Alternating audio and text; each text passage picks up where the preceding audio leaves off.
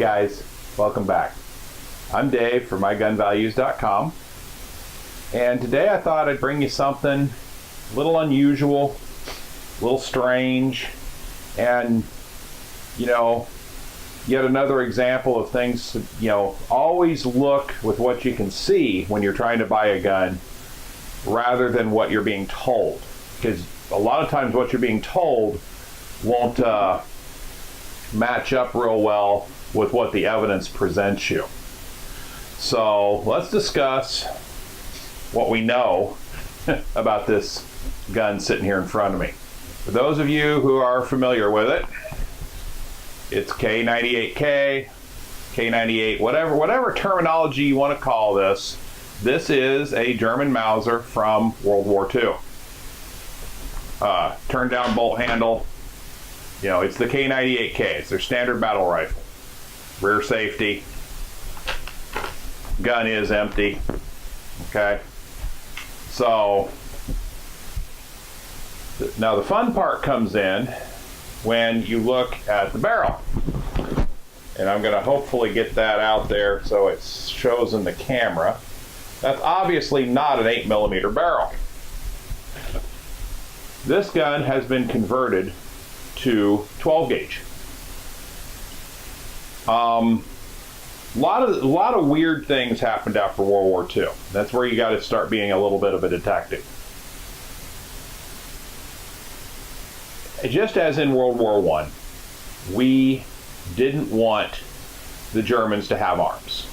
So we pretty much shut down the arms industry for a few years, took away all their guns, and there was a lot of things done in Germany, for hunting and such, converting, and we definitely didn't want to have rifles. Shotguns we weren't so concerned about. So a lot of these were converted to 12 gauge or 20 gauge or 16 gauge or whatever. They've converted to shotguns. The gentleman that I got this from said, well, this is this is a German conversion. It's worth a lot of money because they did it in Germany because that's all they had to use to eat, blah, blah, blah.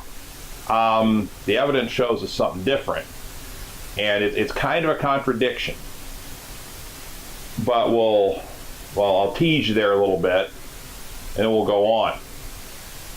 It's a fairly decent conversion. I've never shot this gun, nor do I intend to. Just because it might be a decent conversion doesn't mean I trust it. The action was designed to hold 55,000 PSI, and whatever the German designation was. And an 11,000 PSI shotgun shell isn't going to hurt it and isn't going to break it loose. But the locking lugs have been, there's just too many things that have been done to this gun that I don't necessarily trust. So I picked it up as a curiosity more than anything else years ago. So what you've got is, as you can see, this is an empty 12 gauge hull. We have two of them here just for demonstration purposes. It's a two-shot. They put in and I'm hoping in the close-up camera this will show up. They've machined in a flat floor plate that goes in, or follower that goes in, not a floor plate. It'll take,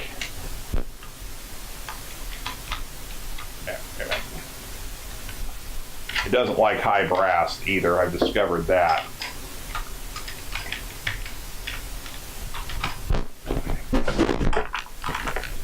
There we go. So we've got one shell in there, and the neat thing I think is that the shell stays down. It doesn't try to pop back up. So they've actually machined a release into here. So anyway, jam it home. You've got one chambered up, and it is actually chambered for 2 3/4. That's another possible giveaway, although it doesn't mean as much as it would have after World War I. Bring it out, it actually has an ejector built into it, and the second shell, you have to use a little bit of force, but then it releases the holder and the second shell will pop up, and you've got a 2-shot shotgun. One bad thing about doing this conversion, you can no longer remove the bolt for cleaning. They've they've really enlarged the bolt face and put this piece on. And this is one of the reasons I don't want to shoot this. This piece on here, the bolt face is really wobbly on the bolt. So I don't necessarily trust this gun. You know, a lot of these, as we go through this winter, I've told you we will shoot when it's safe for me to shoot them here, or in this case, when we don't have a foot of snow and ice on the ground like we do today. But this bolt, you know, the bolt face is really wobbly on the end of the bolt. I just don't trust this gun. It would probably be fine, but I'm just showing you, it's a curiosity, and I'm just showing you some things to look for. Now, the thing that the gentleman I got it from said was, you know, it was built in Germany. It was a German conversion of a Mauser. They had to do it. They didn't have any other way to, you know, to hunt or whatever. Couple things mean that I don't believe that to be the case. The first one is, if you look at the barrel right here, I don't believe this gun was ever intended for the German market. Now, I do believe it was a German conversion, however. This is where it really gets interesting. Why go to all this trouble and then export the gun? So, and I don't know that I'll ever find the answers to the questions, but I'm going to take still photos, which I haven't done yet, and we're going to insert this stuff into the video at this point so you can see what I'm talking about. But you have, turn it around here. Right here on the barrel, you have the word nitro. Nitro is not a German abbreviation. Nitro is very much American or British. So that's the first thing it tells me. This barrel was either stamped after the fact or maybe proof marked in Britain, because if you look right beside it, and again, I'll try to get this in the picture, right there by my index finger is a proof mark, and I have not been able to identify that proof mark. The proof mark did not come from the United States. Okay, that didn't happen. We don't proof our guns, so it makes me wonder just who did what. But I really believe this was made for export to an English-speaking country, probably the U.S. The other thing that gives this away is probably not a German for Germany conversion, is the fact that right here on the receiver ring it says Germany. Okay, Germany in German is Deutschland. Either DEU or DUE. So I'm not even going to try to spell it. I'd butcher that in a heartbeat. But anyway, if it was made for Germany, for Germans in Germany, it would say Deutschland right here. This says Germany. This was made for the English-speaking marketplace, probably the United States. If I could identify that proof mark, then we might have a shot at telling who did what. But this gun is, again, it's kind of an anomaly. It's really kind of a unique piece.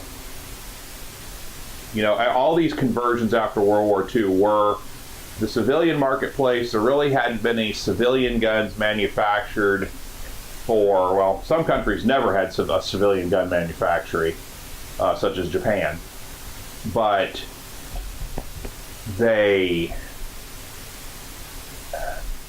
lost my train of thought. But they, you know, there was no civilian guns made in the United States from 1942 through the end of 1945, as they fulfilled all the military contracts. So there was just no civilian guns being manufactured. So a lot of guys would go out and grab whatever they wanted to and shoot. And there was a lot of conversions being done of the military arms. It's really common to find butchered up Mausers, because they did all kinds of things with these. The conversion to 30-06, or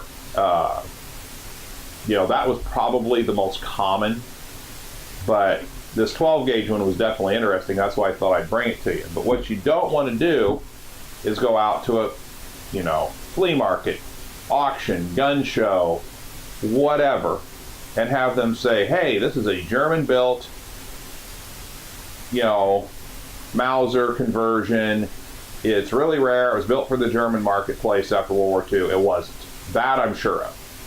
Who did what, I'm not 100% sure, but it's definitely not a German conversion. Then the other thing that makes this interesting is somebody has scrawled the initials HT, and depending on what angle you look at it, it's HTB or HTG. And that's done, looks like an electric pencil or one of those little electric engravers. So that's not original to the gun at all in any way. Said, never have I shot it, never will I shoot it. It probably would be okay, but I don't feel like finding out the hard way. The bore in this thing, the outside's a little rough, but the inside is actually really nice and shiny. It's really a pristine bore.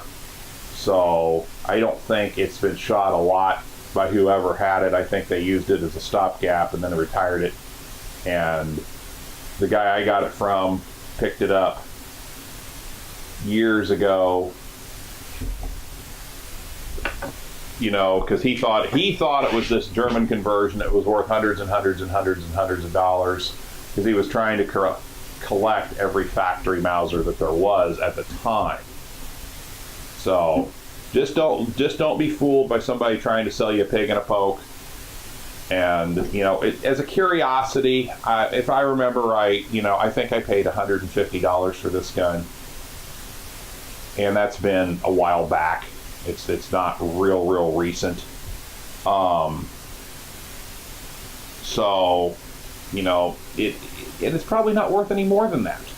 It's a wall hanger, it's a curiosity, it's a conversation piece. It's definitely not factory original Mauser or factory original whoever built this rifle, which I have not been able to find on it anywhere. It's had quite a bit of conversion work and chopping work on it, so I'm not sure who originally built it, but anyway, just thought I'd bring you a nice, curious shotgun / rifle. So, as always, I want to thank you for watching. As always, you know, if you have something you want us to do, drop us a line here on YouTube, or send us an email through the mygunvalues.com website and click on the Contact Us link, and we'll be happy to try to accommodate you. For that, or with that, you have a good day. Thanks for watching.